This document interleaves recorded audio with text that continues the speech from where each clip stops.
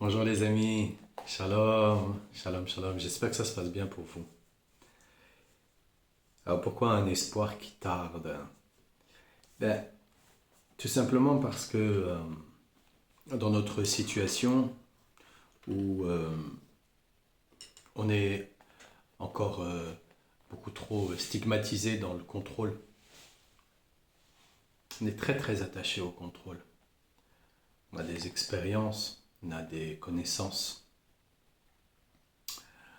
et on est très attaché à ces expériences, à ces connaissances. On, on croit et qu'on sait, on croit qu'on sait. On croit qu'on a confiance en nous parce qu'on a une maison, parce qu'on a une voiture, parce que ça réussit un peu dans notre vie, parce qu'on a de l'argent, donc on croit qu'on a confiance en nous.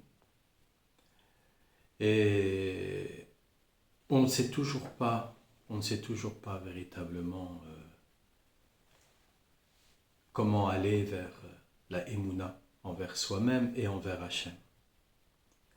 Alors c'est un espoir qui tarde.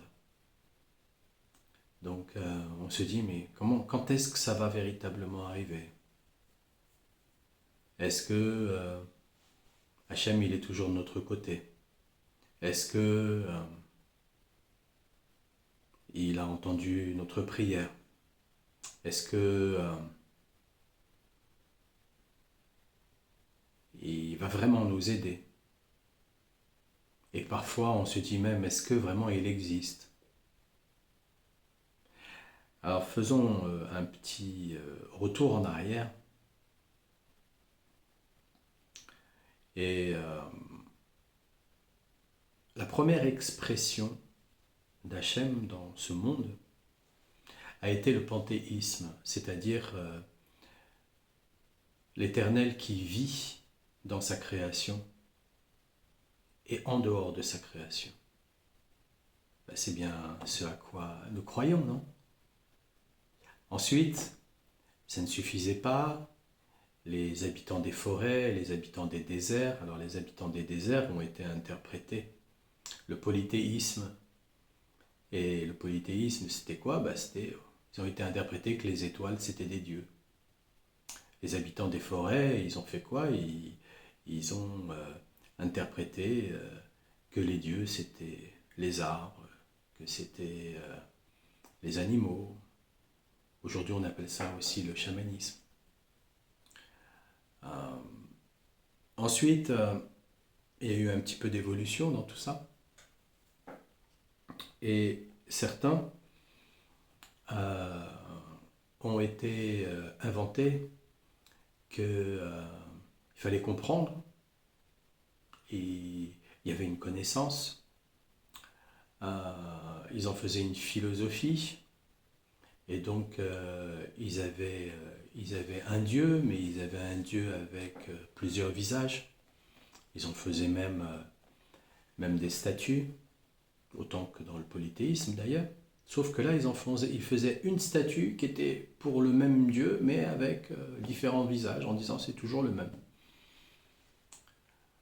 Et donc, ça s'est perpétué. Ils ont même été, pour apporter plus de poids, ils ont été habités sur une montagne au Tibet pour diffuser l'information. Et puis ensuite, c'est revenu dans nos vallées.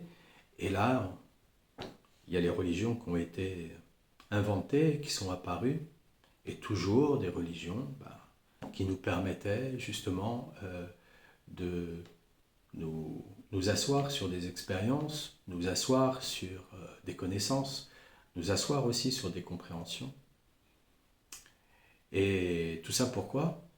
Eh bien pour calmer nos problèmes liés à l'inquiétude, à l'insécurité, pour calmer nos différents chocs, parce qu'on a été plus ou moins choqués, il y a eu plus ou moins des traumatismes à différentes époques, dans différentes civilisations. Et Hachem, lui,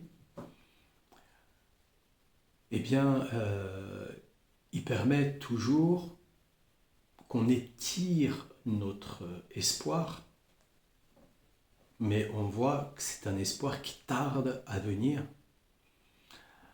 Alors là, aujourd'hui, on va aussi interpréter que ça y est, bon, ben, l'Amérique se place en sauveur du monde. On n'en est qu'au début. Je crois qu'ils ont, le président là-bas, c'est 4 ans de présidence. Donc on n'en est qu'au début. En 4 ans, il peut se passer vraiment beaucoup de choses. Nous attendons toujours le Mashiach et nous interprétons de mille et une façons, à travers les textes, à travers nos prophètes, à travers nos sages, de qui sera véritablement le Mashiach. Et tout ça, pourquoi? Parce que nous sommes dans des sentiments d'insécurité, parce que nous nous sentons parfois abandonnés, parce que nous sentons parfois ignorés, qu'on vit des injustices et que ces types de blessures, l'humiliation, le rejet, la trahison, l'injustice, l'abandon, ce qui va toucher l'humanité, et en moyenne pour un homme, eh bien, il va vivre de blessures. Donc nous vivons toutes ces choses-là, toutes ces choses-là chaque jour, et chaque jour, eh bien, nous étirons l'espoir, nous l'étirons petit à petit, nous gardons l'espoir, nous nous efforçons de garder espoir, nous renforçons nos cœurs dans notre tefila, nous renforçons notre croyance en Hachem, nous renforçons nos vœux en Hachem à travers les fêtes, à travers nos pratiques, à travers nos relations. Et à chaque fois, Hachem, lui, il nous conduit pour nous libérer de notre compréhension, qui est une pseudo-compréhension, pour nous libérer de nos pseudo-croyances, pour nous libérer de notre pseudo-connaissance, pour nous amener petit à petit avec notre libre arbitre, puisque ça doit faire aussi partie de notre choix, mais tant qu'on ne prend pas le choix, eh bien, le destin que l'on a, il recule, il est repoussé, On doit aller d'un point A à un point B, mais on ne voit jamais arriver le point B. Alors on a toujours l'espoir, et ça tarde. Chez nous, ça fait 2000 ans que ça tarde. Même beaucoup plus, puisque quand on voit la création de ce monde, et qu'on voit de la manière dont ce monde est conduit, on se dit que ça tarde énormément. Et pour quelle raison? Parce qu'Hachem, il veut qu'on prenne notre libre arbitre là-dedans. Alors, c'est pas évident, c'est difficile. Il veut qu'on prenne notre libre arbitre dans le sens où on doit lâcher toutes sortes de compréhensions. Mais ce sont des automatismes. Donc aller lâcher des automatismes, c'est très compliqué. Il veut aussi que nous lâchions notre connaissance. Donc là, aujourd'hui, il nous a donné des outils, il nous a donné l'intelligence artificielle, qui fait que n'importe quel individu, du moment qu'on sait lire et écrire, on peut avoir des connaissances absolues, alors que il n'y avait encore que hier, il nous fallait être dans les bibliothèques et dans les yeshivas et dans les kollels à lire tout un tas de livres et ainsi de suite. Donc oui, effectivement, c'est sûr que ça plaît pas. Ça plaît pas parce qu'on voit qu'au fur et à mesure, certains sont aussi en train de perdre leur pouvoir. Mais comme il disait Rabbi Nachman, il disait c'est lui le dernier des raves. C'est lui le dernier des raves. Donc tous ceux qui vont venir là derrière, même si ben, ils ont tous les honneurs, ils ont tous les honneurs en tant que raves, ils ont tous les honneurs parce qu'ils ont passé beaucoup d'années, 15 ans dans une yeshiva, c'est beaucoup, plus l'école Hellman, c'est aussi beaucoup, c'est beaucoup de travail. Je les vois, j'en ai conscience, hein, je travaille avec un Kollelman, j'ai conscience de ça. Euh, c'est beaucoup, beaucoup, beaucoup de travail, mais on ne peut pas porter des responsabilités qu'on n'est pas capable de porter. Même si derrière, on va se, se protéger par rapport à la halara. On ne peut pas porter des responsabilités parce que l'individu, en fait, c'est pas la halara qui va entendre de notre bouche, ce qu'il va voir, c'est nous qui la disons. Donc c'est une grande responsabilité et malheureusement ça peut porter vraiment à confusion. J'ai vécu des expériences comme ça avec un rabbin qui était vraiment un rabbin, hein, vraiment un rabbin. Eh bien c'était très très très compliqué, c'est ce qui a fait que j'ai dévié et que j'ai pris un autre chemin qui me semblait être le chemin le plus approprié à ce que j'attendais comme expérience. Donc Hachem, lui, il est en train de nous libérer petit à petit de nos expériences. Il veut que dans la seule chose laquelle nous retenions dans l'expérience, c'est l'adaptabilité. Il veut qu'on s'adapte. Il veut qu'on s'adapte. Voilà. Parce qu'il est le roi des rois des rois, donc il veut qu'on s'adapte. Si lui décide que nous tournions à droite, on doit tous tourner à droite. Basta, c'est tout. Il n'y a pas à essayer de comprendre, il faut tourner à droite. C'est comme ça. Voilà. Donc Hachem, il veut que nous soyons dans l'adaptabilité et non pas dans notre soi-disant compréhension, soi-disant aussi connaissance. Il veut que nous soyons dans le lâcher-prise. Donc je répète, le lâcher-prise, c'est parce que c'est important, c'est très important. Au plus je le répéterai, au plus on va faire l'effort de le mettre en activité, parce que c'est pas évident non plus de le mettre en activité. C'est le lâcher-prise, c'est être à l'affût du flux d'énergie qui va nous permettre, un peu comme un surfeur qui cherche la vague pour monter sur la vague. Alors ça ne veut pas dire qu'il va toujours garder la même vague, non, il passe d'une vague à une autre vague. Voilà, il ne va pas toujours garder la même vague. Voilà.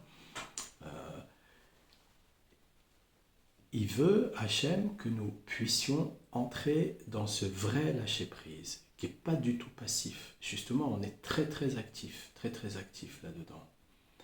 Et il veut par la même occasion que dans notre cerveau, on puisse véritablement l'utiliser tel qu'il doit être utilisé, c'est-à-dire avec de la lumière, et pas avec des pseudo-expériences, compréhension, connaissance. Parce que ce que l'on croit connaître aujourd'hui, demain c'est déjà terminé. C'est pour ça que Rabbi Nachman, il faut le chercher tout le temps. Tout le temps, tout le temps, tout le temps, tout le temps. Et dès qu'on l'a trouvé, il est déjà parti, il est déjà ailleurs. Parce qu'il nous oblige à rentrer dans l'adaptabilité, à rentrer dans le flux d'énergie. Et c'est aussi pour cette raison qu'il nous dit il est interdit d'être vieux. Parce que dès qu'on est vieux, c'est qu'on n'a plus de rêve. Donc on croit que parce qu'on a un certain âge, voilà, on a une certaine quantité d'argent, on a une certaine expérience, alors on ne doit plus rien faire. Mais ça touche tout le monde. Ça touche tout le monde. Et c'est vraiment le pire des virus. C'est vraiment la pire des maladies. La pire des maladies que d'être de cette manière-là. Il n'y a pas... il n'y a pas une personne qui est mauvaise et une autre personne qui est bien. Voilà, il n'y a pas une situation qui est mauvaise et une situation qui est bien. Non, il y a toujours du bien à l'intérieur, il Il y a toujours du mauvais à l'intérieur. C'est pour cette raison que lorsqu'on est dans le flux, alors on va garder que ce qui est nécessaire pour passer d'un flux vers un autre flux. Et ne pas rester bloqué sur des bases des baisses de tension. Et parce qu'une baisse de tension, oui, c'est pour éviter par exemple un court-circuit. Voilà. Une baisse de régime, oui, c'est aussi pour nous permettre aussi de nous reposer. Mais regardez dans cette société dans laquelle nous vivons, détraquée, être dans le silence, ne pas regarder les écrans, ne pas regarder de films, ne pas écouter de musique, ne pas écouter les gens qui parlent de leurs problèmes, qui critiquent, qui jugent, qui croient savoir. Il y a toujours un expert qui arrive dans le truc, etc., etc. Mais c'est très difficile, c'est compliqué de rester dans le silence. Donc il nous propose de rentrer à ras-de-saut dans l'île des doutes, parce qu'on est dans le silence. Et même là, dans cette dynamique, on peut aussi s'infliger le poids de faire Tikkun Hatzot ou de faire Tikkun Haklali. Et puis le matin, Shaharit, Mincha, Harvit. On peut aussi s'infliger le poids de le faire. Mais on ne le fera pas avec sincérité, on ne le fera pas avec cœur. On le fera dans un sentiment d'insécurité, on le fera dans une inquiétude, on le fera dans des peurs, on le fera dans des émotions très négatives. Et puis après, on demande, et puis on ne cesse de demander, de faire toujours la même prière, et on se demande pourquoi ça n'arrive pas. Alors, comme il nous a dit, un espoir qui tarde à se réaliser est un crève-cœur. Donc, plus on rentre dans un espoir qui tarde, plus c'est un crève-cœur, plus on va fermer son cœur. On va fermer son cœur. Donc, il faut garder à l'esprit que Hachem, il est miséricordieux. Il est surtout en train de nous dire un message qui est absolument important, c'est utilise ton libre arbitre, qu'on utilise notre libre arbitre pour sortir de la compréhension. Je ne comprends rien, ce n'est pas grave. J'ai demandé, je sais que je suis écouté, parce que Hachem, il est miséricordieux. Il nous demande d'utiliser notre libre arbitre pour sortir de la connaissance. Ça ne sert à rien d'essayer de calmer un sentiment d'insécurité en apprenant des choses par cœur, parce que de toutes les façons, beaucoup, malheureusement, tombent malades. La maladie, c'est un sentiment d'insécurité. L'âme qui a dit, donc la maladie, l'âme qui a dit, c'est pas juste le mal a dit, c'est pas mal à dire, aussi on peut le traduire de plus. Non, c'est l'âme qui a dit. L'âme, elle a donné un message très important, et on ne l'a pas écouté. Elle nous a dit, lâche ta connaissance, lâche ton livre de prière, mets-toi à vivre. Écoute ta femme, écoute tes enfants, écoute ton mari. Regarde ce qu'il dit, regarde ce qu'il fait. Regarde où est-ce qu'il est.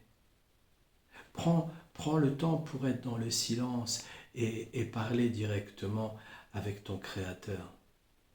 Parce que ton Créateur, lui, parce qu'on parle ouvertement, on s'entend. Et parce qu'on est en train de s'entendre, alors on peut même comprendre, on dit, j'ai dit ça moi.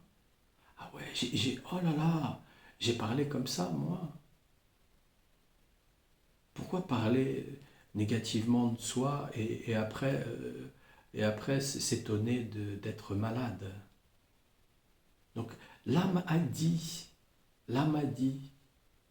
Donc, rentrer dans ces périodes de silence avec sincérité, eh bien, c'est savoir s'écouter, savoir s'écouter. On m'a posé la question de comment arrêter les problèmes mentaux lorsqu'il y a trop de pensées. Bon, bah, on prend une base déjà au niveau alimentaire, on stoppe ce qui attire, ce qui capte, ce qui fait aimant, l'huile, le sel, le sucre, et ensuite, on commence à rentrer dans le silence et à parler avec Hachem. Voilà.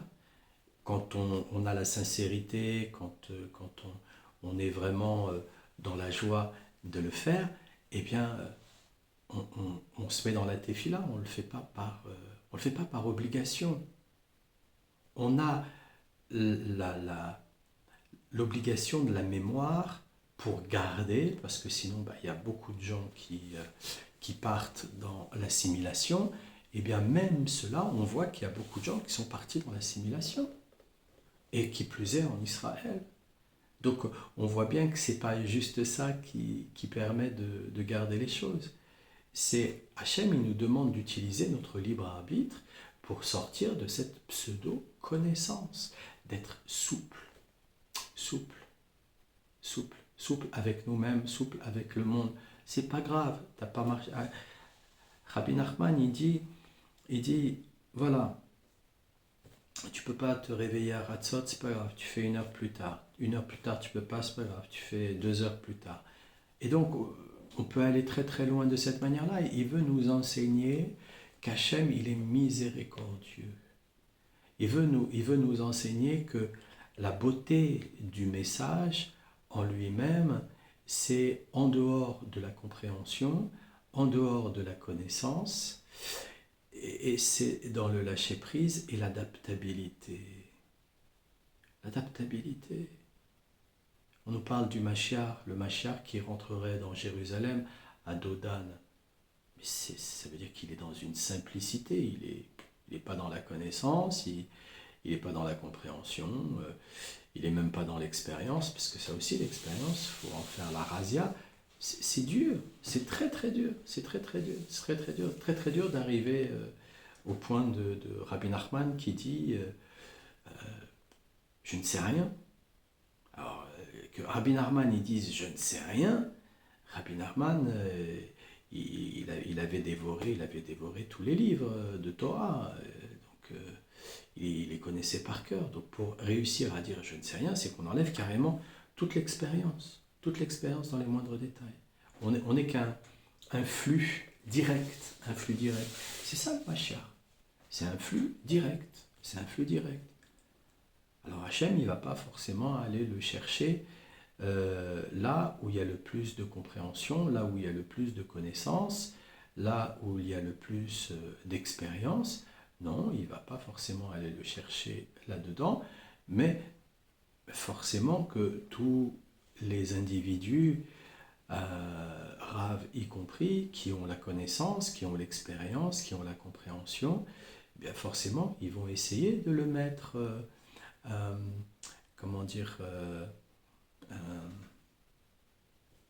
de le tester. Forcément, ils vont essayer de le tester. Ah oui, parce qu'ils vont essayer de tester Hachem à travers lui, forcément. Pourquoi ? Parce qu'on est tous dans l'insécurité. Et voilà. On se dit, oh, fais attention, tu sais pas quel individu t'écoute, tu sais qui il est, etc., etc., etc., etc. C'est très, très, très compliqué, surtout aujourd'hui où on vient vous faire des chaînes YouTube avec de la fioriture, on va utiliser l'intelligence artificielle, on va faire un super décor. Ouais, c'est joli, mais bon, ça nous endort, c'est le serpent, il nous endort. L'intelligence artificielle, il vient nous endormir. Hollywood, il vient nous endormir. C'est des fioritures. Non, ce qui nous importe, c'est le vécu de chaque individu. Dans l'étude du Likutei Moharan, quelconque personne, juif ou non juif, qui étudie le Likutei Moharan, va se retrouver dans son propre vécu. Alors, qu'est-ce que ça veut dire, se retrouver dans son propre vécu ? Alors au démarrage, quand on n'a pas confiance en soi, ça nous apporte un peu de confiance en nous. On se dit, ah non, quand même, j'ai vécu des choses là, j'ai compris des choses là, ouais. Non, non, non, non, je suis pas fou. Les autres, ils m'ont pas compris. Bon, ok, d'accord, bon. Voilà, certains vont aussi être dans la rigueur. Ah bah oui, oui, t'as vu, hein, moi j'ai raison, lui il a tort, etc. Oui, ça peut être. Mais c'est des étapes parce que de la manière dont Rabbi Nachman il a construit le Likutei Moharan, et je vous dis, hein, moi j'en suis avec vous là où ça l'est, à la Torah 8, j'ai pas lu, j'ai tous les Likutei Moharan. Enfin non, il m'en manque un, le dernier. Mais sinon, voilà, donc pour l'instant j'ai le temps, puisque vous avez vu, on est à plus de 90 vidéos et on n'est qu'à la Torah 8. Donc j'ai le temps de retourner à Ouman et de me fournir du dernier Likutei Moharan.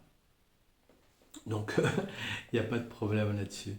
Donc vous voyez bien, euh, chaque individu qui peut lire le Likutei Moharan et travailler avec le Likutei Moharan, donc ça va nous parler, ça va nécessairement nous parler, mais de la manière dont il a construit son Likutei Moharan, eh bien, à mon humble avis, hein, de ce que je ne sais pas, mais de ce que je vibre là, en touchant les pages, en étant avec vous, directement et en toute simplicité et en toute honnêteté, à mon humble avis, il nous emmène petit à petit à sortir de la compréhension, à sortir de la connaissance, et puis à sortir de toutes les expériences, pour juste être en direct.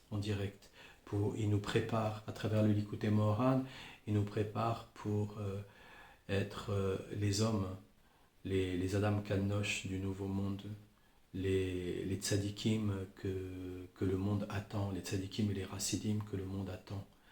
Voilà. Il nous prépare dans cette dynamique-là. Alors c'est sûr qu'en cours de chemin, comme on dit, il y a beaucoup d'appelés, il y a peu d'élus. Ça, c'est chacun qui verra midi à sa porte, c'est chacun qui s'accroche, c'est chacun qui continue, c'est chacun qui laisse tomber, c'est chacun qui est persévérant, c'est chacun qui se dit ah j'ai pas le temps, ah j'ai le temps.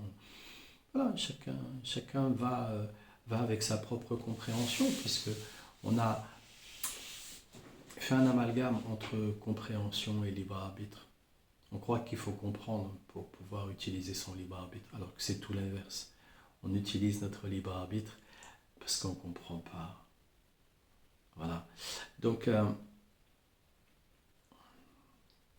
d'ailleurs, c'est totalement étonnant et marrant aussi parce que, voilà, il met toujours dans ses écrits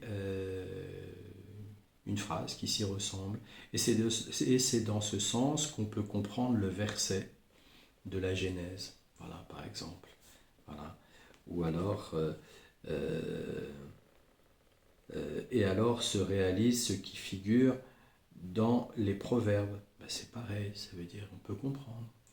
Euh, ou alors directement, comme cela est rapporté à propos de la Torah dans les proverbes. Exactement pareil. On sait qu'on est un peuple qui vivons l'injustice. Il y a beaucoup de peuples qui vivent l'injustice, mais nous on sait qu'on est un peuple qui vivons l'injustice encore aujourd'hui. Encore une histoire que je viens de voir là, une petite fille qui s'en va en classe verte en France et parce qu'elle est juive, donc en classe verte on est en CM1, moi j'étais en CM1 pour aller en classe verte. On a 8 ans, 9 ans, quelque chose comme ça. On est très jeunes. Et il y a une autre petite fille qui veut dire bah non, moi je viens pas dans ta chambre parce que tu es juive. Waouh, l'injustice. On sait qu'on vit l'injustice. On sait vraiment, vraiment, vraiment qu'on vit l'injustice. Hein. Ou, euh, ou, alors, ou alors quand on est un étranger et puis qu'on cherche du travail et que juste parce qu'on a un nom étonnant, on voit qu'on n'arrive pas à trouver du travail. On sait qu'on vit l'injustice de cet ordre-là. Donc, c'est pour cette raison qu'on a besoin de comprendre. On a besoin de comprendre parce qu'on vit l'injustice, parce qu'on est dans un sentiment d'insécurité. On veut comprendre. Alors que Hachem, il nous dit non, n'essaye pas de comprendre. Utilise ton libre arbitre. Mais c'est comment je fais? J'utilise mon libre arbitre pour prier, pour parler parler avec moi directement, parle avec moi directement, sois sincère, honnête, parle directement avec moi et tu utilises ton libre arbitre de cette manière-là. Voilà, si tu ne m'entends pas encore, ça prend du temps d'entendre sa petite voix intérieure et puis après quand sa petite voix intérieure elle prend plus de place, qu'elle grandit, qu'on a de plus en plus d'émouna, parce qu'on a de plus en plus de pratique, alors on entend la voix de Hachem qui nous parle, parce que notre âme, elle est continuellement en contact avec Hachem. Donc Hachem, il parle vers notre âme. C'est pour ça que le maladie, oui, oui, c'est pas moi qui l'invente, moi j'invente rien du tout. J'invente rien du tout. Je fais en sorte juste d'étudier avec vous et j'ai déjà pour mission depuis 35 ans maintenant d'être guérisseur. Ça va, ça va. Pour le reste, je fais ce qu'il y a à faire tranquillement et j'avance positivement avec moi-même. C'est ça le principal. Donc je pense que ça transpire dans ce que je dis, et dans ce que je transmets. Donc, quand il vient nous parler du sens qu'on peut comprendre le verset de la Genèse, voilà, Genèse 2, verset 10, et un fleuve sort d'Éden pour irriguer le jardin, et de là, il se divise en 4 têtes. Voilà. L'Éden correspond à la prière, car il est dit à son propos, aucun œil ne l'a jamais vu. Voilà. Ah non, on ne peut pas le voir avec nos yeux, là, c'est pas possible. Non, c'est pas possible. Pourtant, nos yeux le voient, mais nous, on ne peut pas le voir. On ne peut pas le voir. Notre cerveau, il n'est pas fait pour pouvoir le voir. Il n'est pas fait pour pouvoir recevoir l'information. Pas de la manière qu'on comprend, pas de la manière qu'on a expérimenté, surtout pas de la manière que l'on sait, parce qu'on ne sait rien. Et donc, il continue, et nos sages ont dit dans le traité de Berachot, 34b, qu'il s'agit de la prière qui dépasse l'ordre naturel, car grâce à la prière, on peut changer l'ordre naturel des choses. Ben oui, la prière, elle n'est pas naturelle. Ce qui est naturel, c'est ce qui appartient à la nature. Qui c'est qui dirige la nature? Hachem. La prière, elle vient d'Hachem. Parler avec sincérité, c'est une prière qui vient directement d'Hachem, puisqu'on parle directement avec son cœur. Avec ses mots. Avec ses mots. M-O-T-S ou M-A-U-X. La mal a dit, l'âme a dit. Voilà, soit on parle avec ses mots, l'âme a dit, soit on parle avec ses mots, maladie. On choisit, on fait l'effort ou pas. Voilà. Et comme il nous le dit, si on ne sait pas le faire, mais on parle de tout ce qui s'est passé aujourd'hui. Voilà, aujourd'hui, je me suis préparé à manger. Aujourd'hui, j'ai mangé des grenades. C'est pas trop mon truc. Mais bon, celle-là, elle était bonne. Il y avait du jus. En la coupant, ma femme, elle m'a dit, fais attention, prends une plus grande assiette, parce que tu vas salir la nappe. Voilà. On parle de ce qui vient, des détails. C'est très très rare qu'on ait rien à dire. Parce que même si on n'a rien à dire, on commence par Hachem, j'ai rien à dire. Parce que je ne sais pas quoi te dire. Je ne sais pas comment te parler. En fait, quand je regarde ma vie, elle n'a pas tellement l'air intéressante. Je sors de mon lit, je vais me laver, j'ai 2-3 activités, je m'éclate pas. Voilà.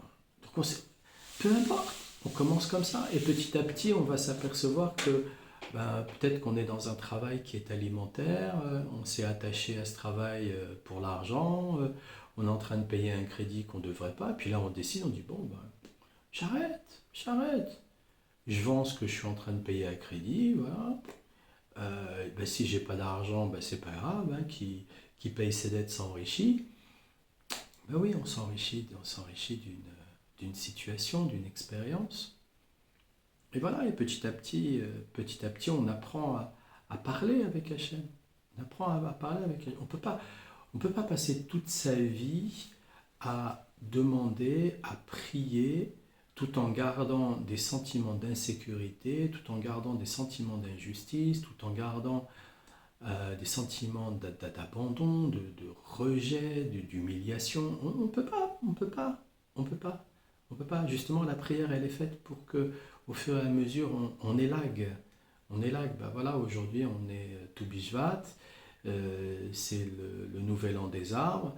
Eh bien, pour certains, on va commencer à faire des greffes d'arbres pour certains types d'arbres. Pour d'autres, on va commencer à élaguer des branches. Pour d'autres, on va commencer à mettre des engrais. On va commencer à protéger les troncs pour éviter certains insectes qui viennent créer des maladies sur l'arbre. Voilà, on commence à travailler. On commence à travailler de cet ordre-là. Voilà. Ben, on avance tout simplement, et ben, on avance avec ses moyens, avec ce que l'on a. Et, et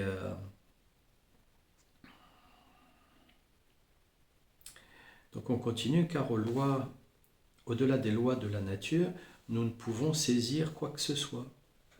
Ben ouais.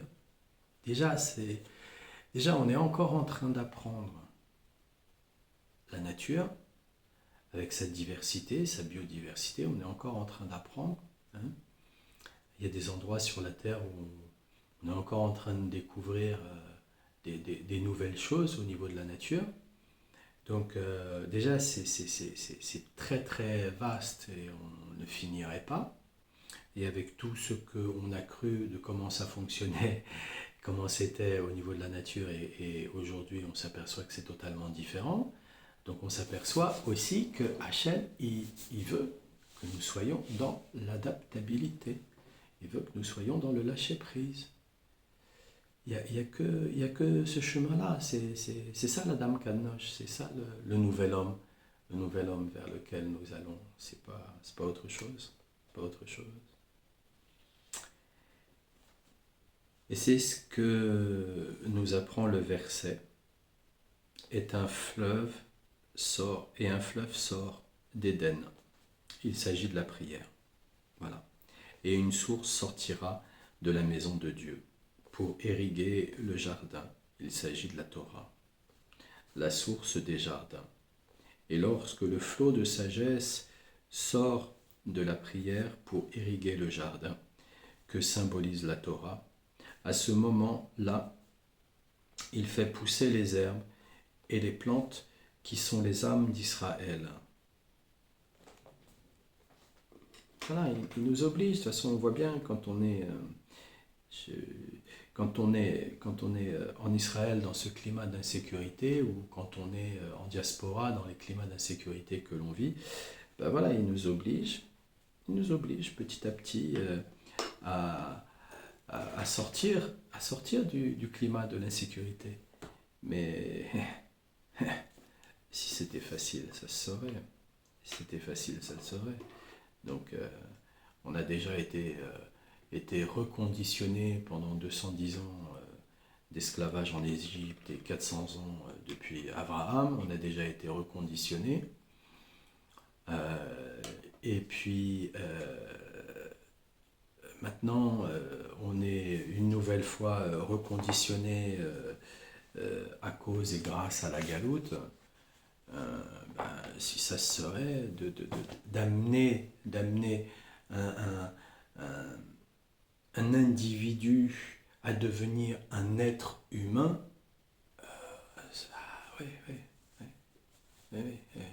c'est complexe. C'est complexe. C'est le recyclage avec soi-même est très très complexe, puisqu'en même temps, il est offert par le libre arbitre. Voilà. Le libre arbitre, c'est ce qui... Il nous offre le recyclage. Il nous dit non, vous n'êtes pas obligé, vous avez le temps, vous aurez la réincarnation. Quelle escroquerie, la réincarnation. Donc Oui, vous avez le temps.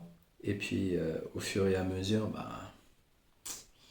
on s'aperçoit que le temps, c'est lui, c'est Hachem. Alors, puisque c'est lui, c'est Hachem, qu'on s'adresse à Hachem, tout simplement. Les amis, je vais m'arrêter là. Hein. Comme vous voyez, c'est toujours une chaîne très simple, euh, pas de fioritures. J'ai pas envie de devenir ingénieur du digital, j'ai pas envie d'aller dans ce sens-là. Voilà. Là, en ce moment, dans mon cabinet, le décor il est comme ça. Peut-être qu'un jour le décor il changera, mais pour l'instant il est comme ça, donc ça reste comme ça. Ce qui, ce qui ne peut pas changer, c'est le message de Rabbeinu, et, mais par contre, il nous fait évoluer, et c'est ça qui est bien, c'est ça qui est bon. Alors, Aksameach les amis, passez une très bonne journée, portez-vous bien, très fouach les mains pour tous les malades, et à demain.